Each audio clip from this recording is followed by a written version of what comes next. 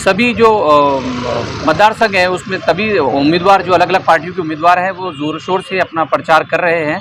आज ही अकोला में प्रधानमंत्री नरेंद्र मोदी की जनसभा हुई है बीजेपी की ओर से।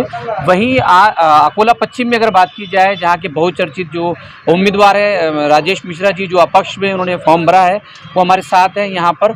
सर मुझे बताइए, अभी आप कहाँ घूम रहे हैं और किस तरह से प्रचार चल रहा है? अभी जो कपड़ा बाजार है, जूना कॉटन मार्केट है, यहाँ मेरा प्रचार यात्रा हमारी चालू है। लोगों से गेट टुगेदर मिलना चालू है।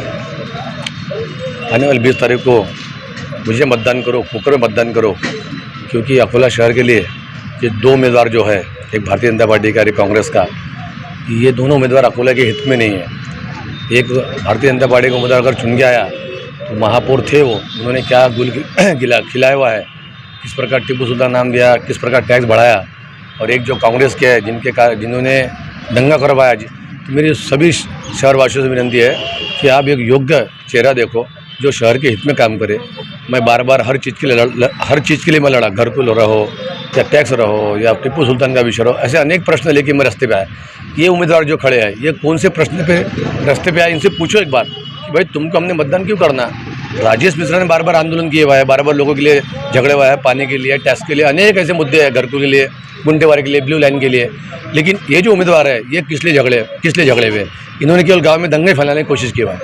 सर दूसरा सवाल ये है कि जिस तरह से आज प्रधानमंत्री नरेंद्र मोदी जी की सभा हुई, तो क्या आपको लगता है कि जो आप जिन कैंडिडेट की बात कर रहे हैं बीजेपी की, उसकी आज सभा का उनको फ़ायदा हो सकता है?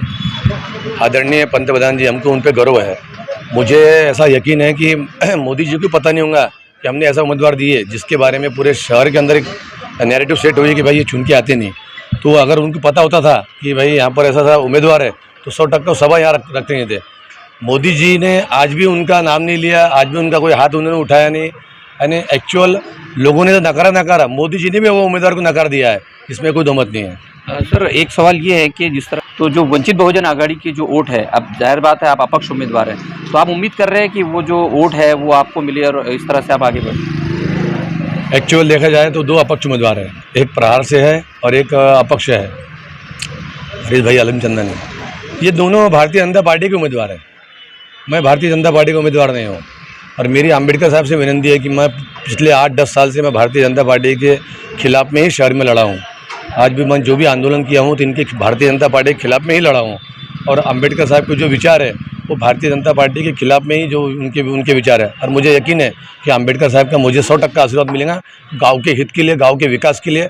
और गाँव में जो दंगा फसाद जब इच्छा हुई तो दंगा फसाद था, तो दंगा मेरे चुन के आने पर गाँव में दंगा फसाद दूंगा, कुछ नहीं होने वाला। अरे जो एक भय निर्माण कर रहे कुछ भारतीय जनता पार्टी के लोग जिन्होंने कोई कार्य नहीं किया, वो कार्य पे मतदान नहीं मांग रहे।